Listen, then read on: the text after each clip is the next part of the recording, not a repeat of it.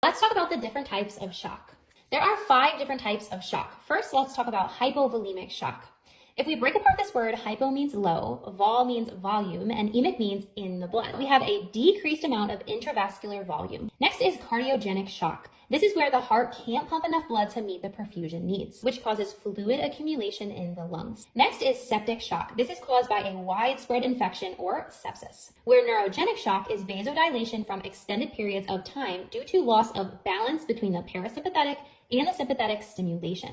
And last but not least is anaphylactic shock. This is a severe allergic reaction. Anaphylactic shock is commonly known when someone's allergic to bees, or another example is a severe peanut allergy. Let's compare all the different types of shock using a chart. First, let's look at heart rate. Heart rate is increased in everything but neurogenic shock. So the reason all of these have a high heart rate is that the heart is trying to compensate to push fluid forward. But if we look back at our patho of neurogenic shock, the sympathetic nervous system is not working, so it's not able to compensate and increase the heart rate, which is why it's the only shock with a decreased heart rate. Now for blood pressure. This is an easy one. Blood pressure will be decreased in all types of shock. Lastly, let's look at the skin. The skin is a really good indicator because we can look at it and quickly assess what's going on with our patient. Okay, so in hypovolemic shock, these patients will be pale, cool, and clammy. And in cardiogenic shock, they'll be very similar, pale, cool, and clammy. In septic shock, first, they are going to appear flushed. Secondly, they will become cool and pale. Next is neurogenic shock. These patients will have dry, warm extremities. And for anaphylactic shock, they will be swollen, itchy, and flushed. That's all for the different types of shock. You can find more information like this on critical care in the Complete Nursing School bundle. Happy studying, future nurses.